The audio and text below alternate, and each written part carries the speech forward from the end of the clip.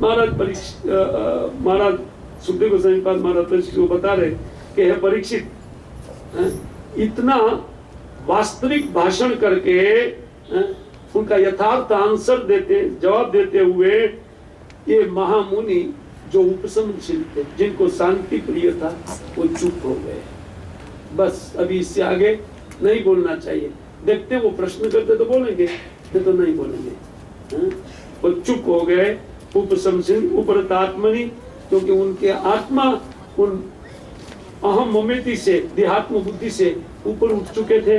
वो चुप हो गए और उपभोगे न कर्मारब्धम, और उन्होंने सोचा कि मेरे कर्म में अगर पालकी उठाना लिखा है तो चलो उठा करके, वो ऐसे ही बोलते बोलते, वो बोलते ही थे, चलते हुए बोलते थे, वो पालकी उठा करके इसी प्रकार जाने लगे। लेकिन तुरंत पालकी को खड़ा किया महाराज। वो कहते सुखदेव गोस्वामी, सोचापि पांडवी, हे पांडुपुत्र, अभी उनका क्या, राजा के ऊपर उनका क्या असर हुआ। कहते कि सिंधु सौवीर पतिर सत्व तत्व जिज्ञासायाम सम्यक श्रद्धया अधिकृता अधिकारस तद हृदय ग्रंथि मोचनम द्विजवच आश्रित्य बहुयोग ग्रंथ सम्मतम त्वरिया आरुह्य शीर्षा पाद मूलम उपसुत क्षमायापन विगत नृप देव अस्मय उवाच। वो कहते हैं कि राजा परीक्षित महाराज को कह रहे सुखदेव बात, हे राजन अभी सुनो, ये सिंधु सोवियत देश का, ये गुजरात के सौराष्ट्र के महाराज के रघुकुल थे, वो अपनी उत्तम जिज्ञासा के कारण एक अधिकारी व्यक्ति थे। उनके अधिकार के कारण कहते उन्होंने जब सुना कि ये तो हृदय की गांठ को तोड़ने वाले, आसक्ति को कम करने वाली उक्ति है, देहात्म बुद्धि को काटने वाला उक्ति ये बोल रहा है। उक्ति माने कहना, ये तो देहात्म बुद्धि को काटने वाली बात कहने वाला व्यक्ति है। और उनकी बात बहुयोग शास्त्र समितम, और अनेक अनेक शास्त्र को सम्मत बात कर बोल रहे हैं, और विसंगत बात नहीं बोल रहे, इस संगत बात बोल रहे। संगत बात कैसे मानी जाएगी? शास्त्र से बोल रहा है कि नहीं कोई व्यक्ति, उसको संगति को माना जाएगा। नहीं, संगत, शास्त्र की संगति में अपना सेपरेट नहीं बोल रहा है। तो बहुयोग सम्मत, अनेक शास्त्र, योग शास्त्र, ज्ञान शास्त्र, भक्ति मार्ग, उन सब शास्त्र से सम्मत रहते हुए ये बात कर रहा है। उन्होंने पहले नापा, तोला, ये जो बोल रहा है बकवास है, ये सिद्ध बात है। हम सब लोग के पास भी बुद्धि है, हम नाप सकते हैं यहाँ जो होने वाली बात को।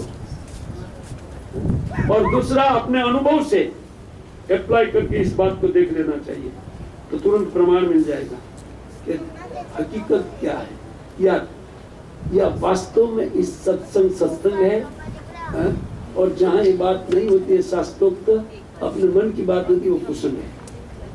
लेकिन इतनी बुद्धि लोगों के पास अभी नहीं है।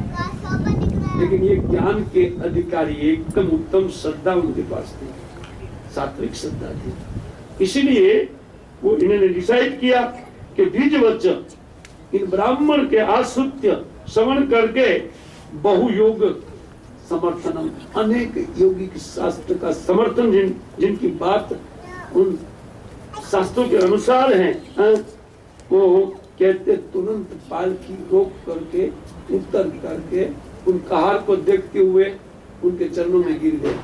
वो कहार आश्चर्यचकित, ये तो थोड़ा बात बोला, राजा चरणों में गिर गया। ये लोग तो समझ नहीं रहे थे वो प्रवचन क्या, लेफ्ट राइट चल रहे थे, और ये बातचीत में उनका बुद्धि ही नहीं था। उनका बुद्धि था कि राजा कहीं मार न दे, लेफ्ट राइट में अगर गलती हुआ, पालकी हिला, और एक तो ये बकवास कर रहा है, उतर करके पिटाई करेंगे। वो राजा जैसे पालकी को बोला, वो लोग कांपने लगे। तब तक देखा राजा तो यार इसके चरणों में गिर गया, वो दंडवत प्रणाम कर दिया। और कहते हैं वो उनके पाद पद्मों पर गिर करके उपसुत क्षमायापन, वो क्षमा मांगने लगे, क्षमा कीजिए, क्षमा कीजिए, मैं बहुत बड़ा भूल कर दिया, आपके जैसे महात्मा के कंधे पर मैं मेरा पालकी उठाया, मैं बहुत बड़ा पाप कर दिया हूँ। विगत कहते हैं रूप देहस्य स्मय, उनका राजा का अहंकार चला गया, तत्काल सारा अहंकार चला गया उनका। और उवाच बोलना प्रारंभ के कष्टम निगृह चर्षि बीजानाम विभर्षि सूत्रम कत्तम अवधुत। वो बोलना चाहते थे आप इस छुपे वेश में। तब देखा ध्यान से, अरे इसके तो मेरा मत मेरा एक जनोई भी है। बोलते है दीजिए आपने जनोई पहन रखा है, लेकिन आप अपने स्वभाव को ढक करके कि आप आत्मज्ञानी हैं और इस प्रकार इन गूढ़ रहस्यपूर्ण ढंग से आप जो जगत में विचरण कर रहे हैं, मैं समझ नहीं पा रहा हूँ आप कौन है। लेकिन ब्राह्मण को धागा देखा, इसे कहते द्विजानाम विभर्षि, लगता है आप द्विज है, सूत्रम आपके पास सूत्र है, कत्तम अवधूत, क्या आप साक्षात दत्तात्रेय नहीं ना? क्योंकि दत्तात्रेय के पास एक ज्ञान है। दत्तात्रेय भगवान का एक अवतार है। देखिए भरत महाराज को क्या बोला जा रहा है। और अभी तो एक कलयुग भयंकर है, थोड़ा बहुत उठपटांग बात करने वालों को भगवान बोलते हैं। भगवान जगदीश तो, दादा भगवान तो, यह भगवान तो, वह भगवान। ये अभी भी शंका कर रहे, क्या आप दत्तात्रेय है क्या? क्योंकि इतना योग सम्मत जो बात हो रहा है वो सामान्य व्यक्ति के पास बुद्धि नहीं होता है। शास्त्र के अनुसार आप बोल रहे हैं, तो क्या आप भगवान दत्तात्रेय है क्या? और बोल रहे कि कस्यामि कुतत्र इहति कस्मात् क्षमाय नश्चेदसि नोत सुख। कहते हैं कि आपका जन्म कहाँ का है, आप किसके पुत्र है, और यहाँ इस अवस्था में जो मेरा जमाता ने आपको पकड़ करके लगा दिया, आप यहाँ क्या कर रहे थे, क्यों आए थे? वो 2-3 प्रश्न कर लिया। वो कहते हैं कि कहीं ऐसा तो नहीं है कि मेरे कल्याण को चाहते हुए जिनके पास मैं जा रहा हूँ कि भगवान साक्षात कपिल तो नहीं है ना? आप इस रूप में समझ में नहीं आ रहा आप कौन है? प्रश्न किया। और एक बात बता रहे, बोले ना हम विशंके सुरराज वज्रात। बोलते महाराज मैं इंद्र के वज्र से मुझे कोई डर नहीं है, और त्यक्ष सुलाद न मैं शिव जी के त्रिशूल से डरता हूँ, और यमस्य दंडात यमराज जी के दंड से भी मुझे जरा भी भय नहीं है, और ना अग्नि अर्क सोम अनिल वित्त पास्त शंके।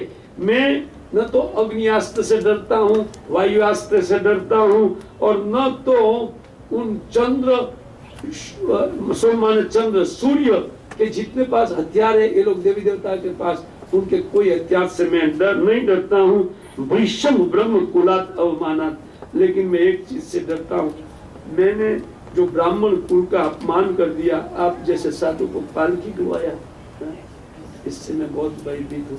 क्योंकि मैं जानता हूँ जो कोई मुझे मारेगा या युद्ध करेगा, इससे मुझे आनंद होगा। क्षत्रिय स्वभाव मेरे पास है, मृत्यु का भय क्षत्रियों को नहीं होता है, ज्यादा से ज्यादा एक जन्म में मरना पड़ेगा और क्या। लेकिन ब्राह्मण का अवमानना पता नहीं कितना जन्म घुमाएगा, करोड़ों खरबों जन्म निकाल देगा, पीछे ढकेल देगा मुझे। और जबकि मैं एक सुंदर श्रद्धा के योग्य अभी मनुष्य जीवन मेरे पास है, लेकिन ये पटक देगा कहीं जा करके। आपके चरणों में अपराध, अनेक जन्म देखना पड़ेगा मुझे। बहुत सुंदर बात बोल रहे, मुझसे बहुत सुंदर शिक्षा मिलती है, लेकिन वो शिक्षा हम लोग कर लेंगे। आज के लिए ये हैवी डोज हो गया है, पहले पचाइए उनको, उसके ऊपर विचार कीजिए। ये नहीं कि जा करके सीरियल में बैठ जाना है, चला गया कीड़ा, जो किया कीड़ा है सब कुछ पानी में खत्म, और तुरंत जाके सीरियल में आहा ओ बुद्धि करेगी। तो अभी जो डेवलप किया ये पानी। हरे कृष्ण।